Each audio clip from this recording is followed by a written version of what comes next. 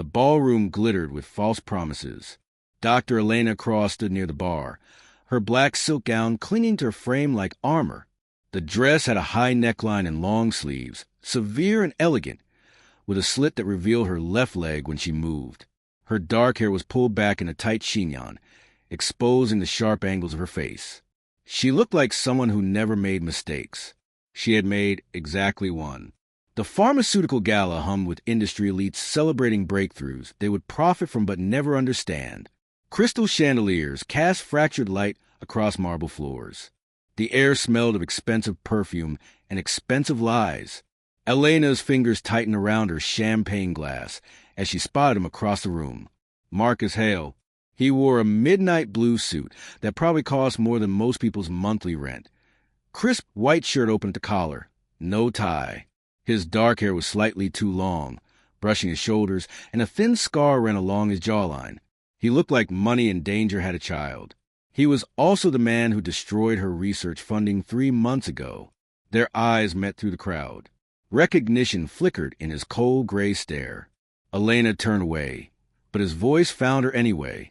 Dr. Cross. She faced him with practiced composure. Up close, she could see the exhaustion carved into the lines around his eyes. Whatever corporate raider reputation he had, he wore it heavily. Mr. Hale, you look like you want to throw that champagne in my face. I'm a professional. That's disappointing. His mouth curved into something that wasn't quite a smile. I prefer honesty. Then honestly, you're a parasite who killed a breakthrough treatment to protect your profit margins. He stepped closer. The space between them crackled. That treatment would have bankrupted my company and put 800 people out of work. But tell me more about morality, doctor. Heat flared in her chest. Those 800 people will still have jobs when children keep dying from diseases we could have cured. Something flickered behind his eyes. Pain, maybe, or recognition. You don't know anything about me. I know enough. Do you? He leaned in, his breath warm against her ear. The scent of cedar and smoke clung to him. Then you know I lost my daughter to the same disease your research targets. You know I wake up every morning wondering if I made the right choice. You know I'm one decision away from destroying everything I built. Elena's breath caught. The ballroom seemed to tilt. Before she could respond, a woman's voice shattered the moment. Marcus, darling. A blonde in a red dress materialized beside them, her hand possessive on his arm. She wore diamonds that could fund Elena's research for a year. Her smile was venom wrapped in sugar. Vanessa. Marcus's tone went flat. Aren't you going to introduce me to your friend? Dr. Elena Cross. This is Vanessa Chun, my business partner. The way he said partner made Elena's skin prickle. Vanessa's eyes raked over Elena with surgical precision. The researcher. How quaint. Marcus, the board wants you for the announcement. I'll be there. Now, darling. Her nails dug into his sleeve. Marcus looked at Elena with an expression she couldn't read. This conversation isn't over. As Vanessa pulled him away, she glanced back at Elena with a smile that promised violence. Elena stood alone in the glittering crowd, her heart hammering against her ribs. Her phone buzzed. Unknown number. Meet me on the rooftop terrace in 10 minutes. Come alone. We need to talk about what really happened to your funding. Emash. The champagne glass trembled in her hand. Everything in her screamed this was a trap, but she was already moving toward the elevator. The rooftop terrace cut through the night sky like a blade. Wind whipped Elena's hair loose from its pins as she stepped onto the stone floor. The city sprawled below, a constellation of lights and secrets. She was 40 stories above ground with nowhere to run. Marcus stood at the edge, his silhouette sharp against the dark. You came. I shouldn't have. He turned. The city lights cast shadows across his face, making him look almost vulnerable. Almost. Your research, he said quietly. It wasn't me who killed it. You signed the rejection. I had no choice. He moved closer, each step deliberate.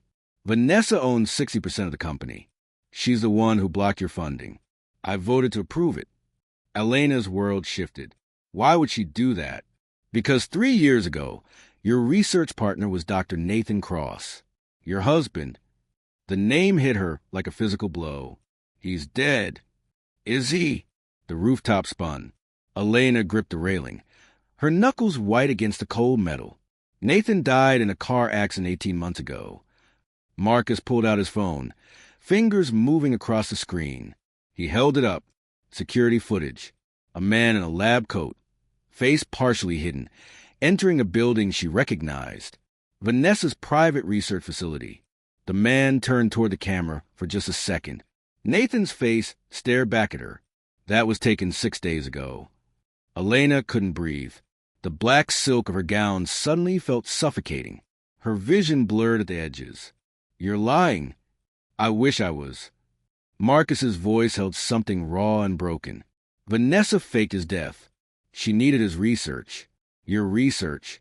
She's been using it to develop a treatment she plans to patent and sell at prices that will kill thousands. Why are you telling me this? He stepped so close she could see the grief etched into every line of his face. Because my daughter, Sophie, died waiting for a treatment that Vanessa locked away in a vault to inflate its value. Because Nathan is about to help her do it again. Because I've spent 3 years drowning in guilt, and I can't do it anymore. The wind carried the scent of rain and regret. What do you want from me? I want you to help me destroy her. Destroy the company. Destroy everything. That's insane. That's justice. His gray eyes burned. Your husband is alive. Elena, he let you mourn him. He let you fall apart. And now he's helping the woman who murdered my child's future. Tears streamed down Elena's face, cold against her skin. I can't trust you. You can't trust anyone. He reached into his jacket, pulled out a flash drive. But this contains evidence. Financial records. Lab reports. Everything you need to know that I'm not lying. She took it with shaking hands. If I do this, if I help you, what happens to us? Marcus's laugh was bitter and sharp. There is no us, Doctor. There's only revenge. But the way he looked at her said something different. A door slammed open behind them. Vanessa emerged from the stairwell, her red dress billowing like blood in the wind. 2 security guards flanked her. How touching, she said, her voice ice and venom. The grieving father and the widow. Did you really think I wouldn't have this terrace monitored, Marcus? Marcus moved in front of Elena, his body a shield. You're done, Vanessa. Am I? She smiled, pulling out her own phone. Because I have something better than evidence. She turned the screen toward them. Video footage. Marcus entering a restricted lab. Marcus tampering with medical supplies. Marcus in places he should never have been. All fabricated. All perfectly convincing. I've already sent copies to the board, the FDA, and every major news outlet. By morning, you won't just lose your company, Marcus. You'll lose your freedom. Elena's mind raced. The flash drive burned in her palm. Unless, Vanessa continued, her eyes sliding to Elena, the good doctor here agrees to sign over all rights to her research. Every patent, every discovery, everything. Don't, Marcus said, his voice rough. Vanessa tilted her head. Sign it over, Dr. Cross, and I make the evidence against Marcus disappear. Refuse, and he goes to prison for corporate espionage and manslaughter. Your choice. The wind howled. Elena looked at Marcus, at the man who had been her enemy an hour ago, who might be her only ally now. How do I know you'll keep your word? Vanessa's smile widened. You don't. Elena's hand trembled as she reached for the contract Vanessa held out. Marcus grabbed her wrist. Don't do this. She met his eyes, seeing something there that terrified and compelled her. I'm sorry. She signed her name across the bottom line. Vanessa's laugh echoed across the rooftop. Pleasure doing business with you, Doctor. As the security guards escorted Marcus away, he looked back at Elena with an expression of pure betrayal. But she had already slipped the flash drive into her bra, hidden beneath the black silk, and she had signed a contract with her maiden name, the one that would make it legally worthless.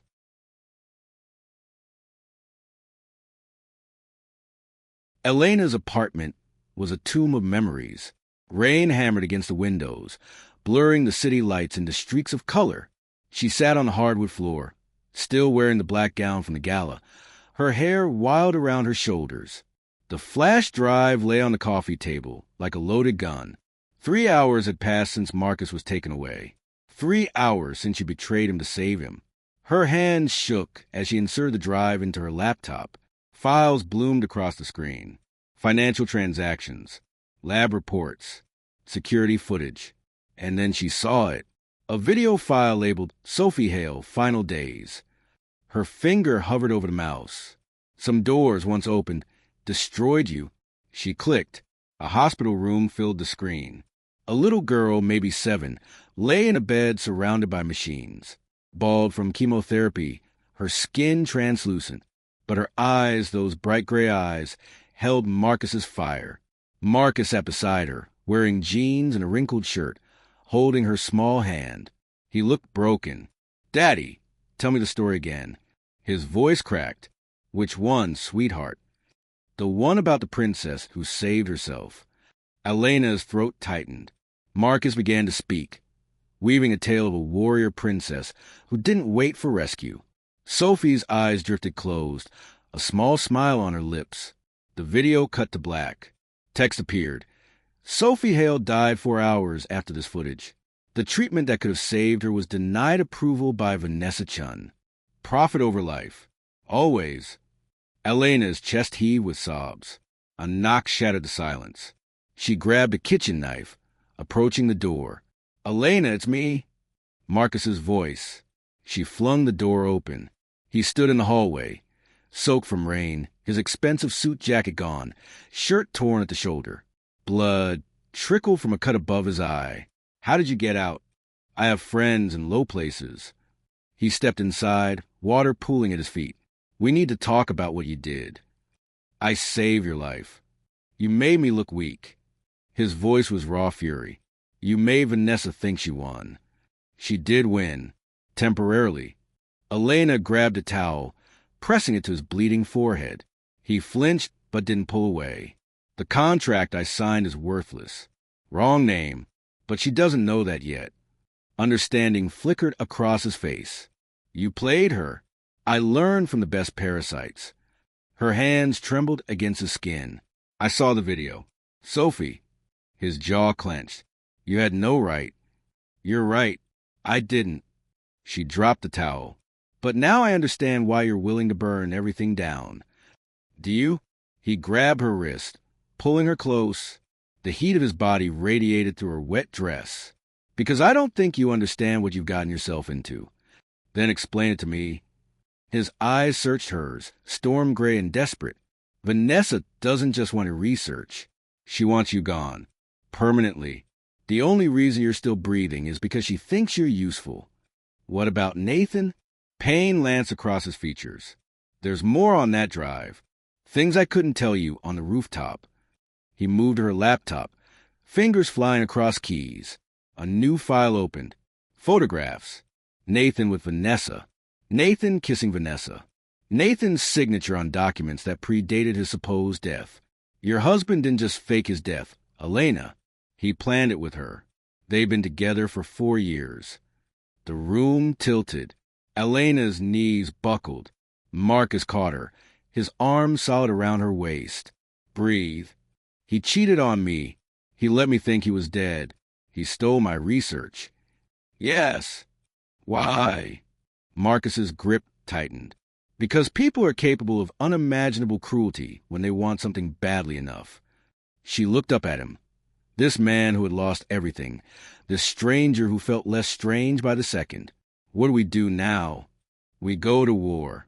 His thumb traced a line along her jaw, the touch burning. "But I need to know you're all in. Because if we do this, there's no going back. We destroy Vanessa. We expose Nathan. And we probably destroy ourselves in the process." "I have nothing left to destroy." "You have your integrity, your career, your life." "My life ended when Nathan died. When I thought he died." Her voice hardened. "I want them to hurt the way I hurt." Something dark and dangerous kindled in Marcus's eyes. "Then we're partners." "Partners in what?" Revenge? Destruction? Both. He leaned closer, his breath warm against her lips. And maybe something more complicated. The space between them crackled with electricity and grief, and something Elena couldn't name. His phone buzzed. He pulled it out, face going pale. What is it? He turned the screen toward her. A photo. Nathan, alive and smiling, standing in front of Elena's childhood home upstate, her mother visible through the window behind him. The message read, "She has such a lovely family. It would be a shame if Dr. Cross forgot who's really in control. Vanessa." Elena's blood turned to ice. She knows. About the contract. About everything. Marcus's expression went cold and lethal. Then we move faster. My mother is in that house. Nathan knows where she lives. Vanessa will hurt her to get to me. How far is it? 3 hours north. He grabbed his car keys from the counter where he dropped them. Then we drive. Marcus, this is insane. We can't just... Your mother or your fear? Elena, choose. She stared at this man, this virtual stranger who had become her co-conspirator, who looked at her like she was the answer to a question he'd been asking for years. Let's go. They ran into the rain-soaked night, the city blurring around them. But as Marcus's black sports car tore through empty streets, Elena couldn't shake the feeling that they were driving towards something far worse than they were leaving behind. And she couldn't ignore the way Marcus's hand found hers across the center console, fingers intertwining like they'd done this 1,000 times before. Like they were more than partners. Like they were doomed. The farmhouse stood against the night like a ghost. Marcus killed the engine 200 yards from property. Rain had given way to fog, thick and suffocating, swallowing the landscape whole. Elena could barely see the outline of her childhood home through the mist. Every light was on. Her mother never left every light on. Something's wrong. Elena reached for the door handle. Marcus grabbed her arm. Wait, look. Movement in an upstairs window. A shadow crossing in front of curtains. Too tall to be her mother. Too deliberate to be innocent. Nathan's inside. Or Vanessa's people. Marcus pulled a gun from the glove compartment. Elena's eyes widened. You brought a gun to a pharmaceutical gala? I bring a gun everywhere. His voice was flat, matter-of-fact. You don't survive in my world by being unprepared. I can't let you kill anyone. He looked at her with those storm-gray eyes. I've already killed Elena, not with bullets, with decisions, with delays, with choosing profit over people. Your moral high ground doesn't exist here. The truth of it burned. She thought of Sophie, of all the children who died waiting, of the blood on everyone's hands. Then what's one more death? Don't. His grip on her arm tightened. Don't become what I am. Maybe I already have. They stared at each other in the darkness. Two broken people pretending they could be saved. Marcus released her. There's a back entrance through the mudroom. You go in quiet. Find your mother. Get out. I'll create a distraction at the front. That's a terrible plan. You have a better one? She didn't. They moved through the fog like ghosts themselves, splitting at the corner of the house. Elena's heart hammered as she crept toward the back door. The wood was old, familiar. She'd snuck out this door 1,000 times as a teenager. The lock gave easily. Too easily. They were expecting her. Inside, the house smelled wrong. Not like her mother's lavender sachets and fresh bread, but like expensive cologne and fear. Voices drifted from the living room.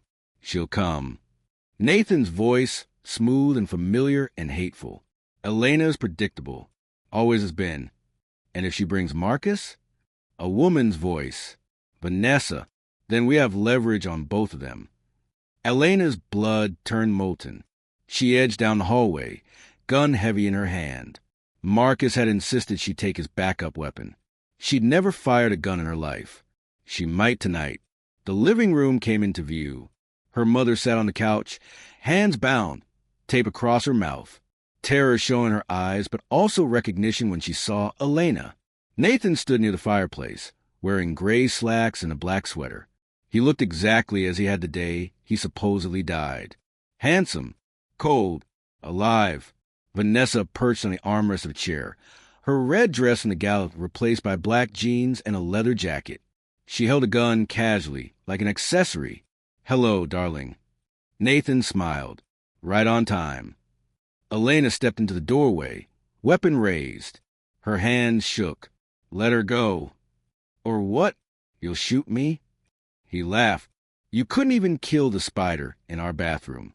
Remember? People change. Not that much. He moved toward her mother. Lower the gun, Elena. Stay away from her.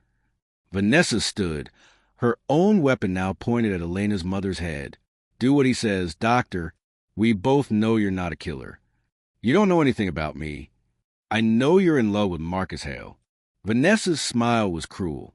I know you think he's different from me. Noble, even, tragic. He is. Is he? Vanessa tilted her head. Did he tell you why he really voted to approve your research funding? Elena's grip wavered. Because it was the right thing to do. Because he wanted access to your lab. Because he planned to steal your research before I could. Vanessa's words sliced like scalpels. He's using you, sweetheart. Just like Nathan used you. Just like everyone uses everyone. You're lying. Am I? Gunfire exploded from the front of the house. Glass shattered. Men shouted. Marcus's distraction. Nathan lunged for Elena's mother. Elena pulled the trigger. The shot went wide, splintering the doorframe. The recoil knocked her back. Vanessa fired. Pain erupted in Elena's shoulder, white-hot and consuming. She fell, the gun clattering from her grip. Through the haze of agony, she watched Nathan drag her mother toward the back exit. Vanessa stood over Elena, weapon trained on her head. Any last words, Doctor? Yes. Marcus's voice, cold and lethal, came from behind Vanessa. Drop it. Vanessa spun. Marcus stood in the hallway, gun raised, shirt soaked with blood. Not his blood. You killed my men. They were in my way. So romantic. Vanessa's laugh echoed. The damaged billionaire and the betrayed scientist. You're both pathetic. Maybe. Marcus's finger tightened on the trigger. But we're pathetic together. He fired. The bullet caught Vanessa in the leg. She collapsed, screaming. Marcus grabbed Elena, hauling her up. Her shoulder burned, blood soaking through her black dress. Your mother? Nathan took her. They heard an engine roar to life outside. Tires on gravel. Marcus cursed, pulling Elena toward the front door. His car sat in the driveway, key still inside. He shoved Elena into the passenger seat and floored the accelerator. Ahead, taillights cut through the fog. We'll never catch them. Elena gasped, clutching her wounded shoulder. Watch me. The car screamed down the country road, fog swirling in their wake. Marcus drove like a man possessed, the speedometer climbing past 90, past 100. Elena's vision blurred. Blood loss. Shock. Fear. Marcus. Stay with me? I can't. You can. His hand found hers, slick with blood. I need you, Elena. I need you to survive this. Why? The question hung between them, heavy with meaning. Because you're the only person who understands what it's like to lose everything and still keep fighting. Because when I look at you, I see something I thought died with Sophie. Hope. Tears streamed down her face. You can't save me. Then let me try. The taillights ahead grew closer. Nathan's car swerved, tried to lose them. Marcus matched every move, mechanical precision and raw desperation. Then Nathan's brake lights flared. Too late. Marcus saw the barricade across the road. Police cars. Lights. Officers with weapons drawn. No. Elena's voice broke. Vanessa called them. She set us up. Marcus slammed the brakes. The car spun, finally stopping sideways across the road. Officers surrounded them, shouting commands. Through the chaos, Elena saw Nathan and her mother being led away in handcuffs. He'd been caught too, but her mother was alive. Marcus's hands went up, blood still dripping from his fingers. Elena, listen to me. Tell them I kidnapped you. Tell them I forced you to come here. Tell them whatever you need to say to stay free. What? No. You have to finish this. Expose Vanessa. Use the evidence. I'll take the fall. Marcus, I won't let you. This isn't a choice. His eyes burned with intensity. You're the only one who can stop her now. I'm already a dead man walking. But you still have a chance to save people. To finish what we started. I can't do this without you. Yes, you can. An officer yanked the door open, dragging Marcus out. He didn't resist. As they forced him to the ground, he looked back at Elena one last time. Make it count. Then he was gone, swallowed by uniforms and accusations. Elena sat alone in the car, her shoulders screaming, her heart shattered into pieces she'd never put back together. She had lost everything, and she had one chance to make it mean something. 6 months later, Elena stood in front of the Senate hearing committee, wearing a simple navy suit and minimal makeup. Her shoulder had healed, leaving a scar she wore like a reminder. The hearing room buzzed with reporters' cameras and the weight of justice delayed. Vanessa Chun sat at the defendant's table, her red lipstick the only color in her black designer suit. Her leg had healed too, so had her lawyer's bank accounts. Nathan sat beside her, wearing an orange jumpsuit. He'd been denied bail. Small mercies. Elena approached the microphone, the flash drive heavy in her pocket, even though she'd already submitted copies of everything to the committee weeks ago. Dr. Cross, Senator Williams began, you brought serious allegations against Shin Pharmaceuticals and its leadership. Can you summarize your findings? Elena's voice was steady. 6 months of physical therapy, and sleepless nights had forged her into something harder. Shin Pharmaceuticals, under Vanessa Chen's direction, deliberately suppressed 7 breakthrough treatments over the past 5 years. Treatments that could have saved an estimated 40,000 lives. She pulled out documents, sliding them across the table. They prioritized profit margins over human survival. They falsified clinical trials. They bribed FDA officials. And they murdered anyone who got in their way. Gasps rippled through the room. Vanessa's lawyer stood. Objection. Dr. Cross has provided no evidence of murder. Elena smiled. It was not a kind smile. I provided evidence of 16 suspicious deaths connected to people who attempted to expose Chin Pharmaceuticals, including Marcus Hale's daughter, Sophie, who died after being removed from a clinical trial that was showing promise. She was removed because Vanessa wanted the trial to fail to justify its cancellation. The room erupted. Senator Williams banged his gavel. Order. Elena continued, relentless. Marcus Hale spent 3 years gathering evidence against Vanessa while working inside her company. He sacrificed his reputation, his freedom, and his peace of mind to expose this corruption. And he's currently in federal prison because Vanessa Chin framed him for crimes she committed. Where's Mr. Hale's testimony? Another senator asked. He refuses to testify. Elena's throat tightened. He says his word is worthless, that he's complicit in every death that occurred under his watch, but his evidence isn't. She pulled out her phone, projecting files onto the room's main screen. Financial records, secret emails, video footage of Vanessa ordering the suppression of Elena's research, Nathan's signature on documents that prove his conspiracy, the smoking gun. By the time Elena finished presenting, Vanessa's face had gone ashen. Nathan stared at the table, broken. The committee chairman spoke. This hearing is adjourned pending criminal investigation. Ms. Chun, Mr. Cross, you are both hereby detained on charges of fraud, conspiracy, and 23 counts of negligent homicide. Federal marshals moved forward. Vanessa stood, her composure finally cracking. You can't do this. I have lawyers. I have... Nothing, Elena interrupted. You have nothing. As they led Vanessa away, she looked back at Elena with pure hatred. You think you've won? You've destroyed yourself too. Everyone knows you were Marcus's accomplice. You'll never practice medicine again. I know. Elena's voice was soft. But 40,000 people will get treatments you locked away. Their lives matter more than my career. How noble. Vanessa's laugh was bitter. You're in love with a criminal. Doctor. That makes you one too. Maybe, but I can live with that. Vanessa was gone. Nathan lingered, marshals on either side. He looked at Elena, something like regret in his eyes. I did love you once. I know. She felt nothing for him now. Not anger, not pain, just emptiness. But you loved money more. I'm sorry. You will be. They took him away. Elena stood in the empty hearing room, surrounded by the ghosts of choices and consequences. A guard approached. Dr. Cross? Someone is requesting to see you. Her heart lurched. Who? He said you'd know. The federal detention center smelled like regret and disinfectant. Elena sat in the visiting room, hands folded on the metal table, waiting. The door opened. Marcus walked in, wearing prison-issue scrubs, his hair shorter, his face leaner.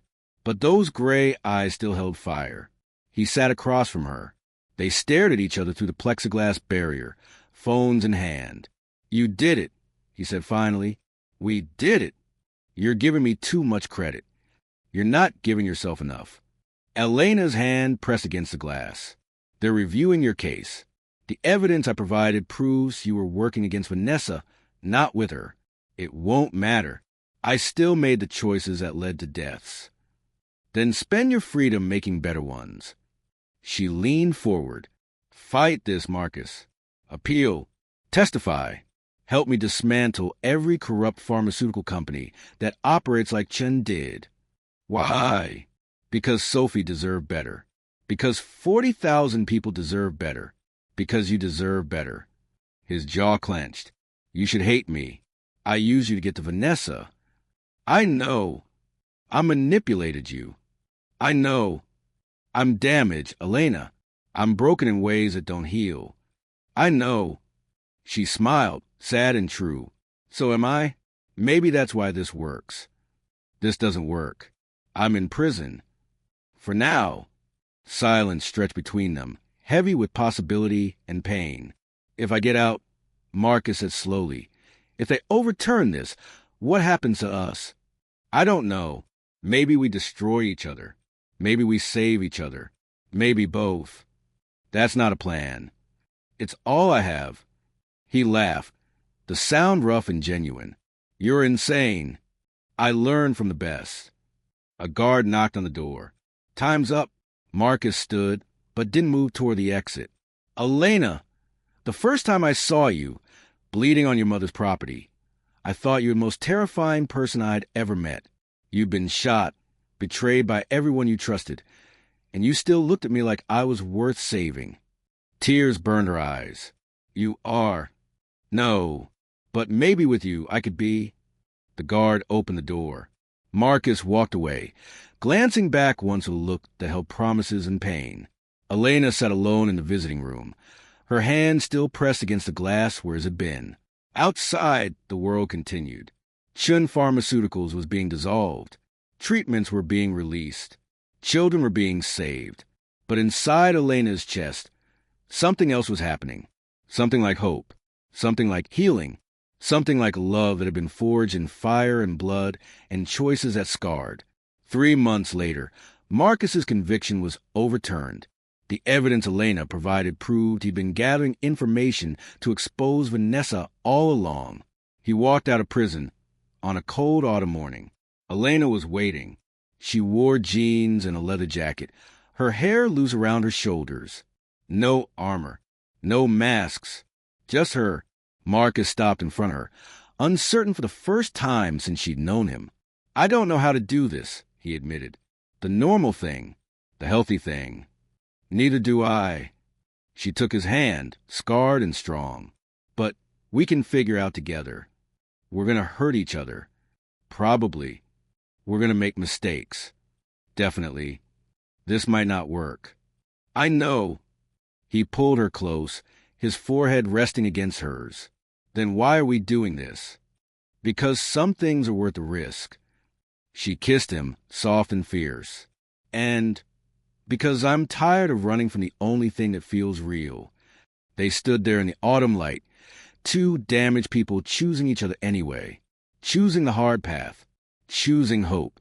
The city sprawled around them, full of corruption they'd still fight and battles they'd still face. But for now, in this moment, They were just Marcus and Elena, survivors, partners, something more. And that was enough. The end.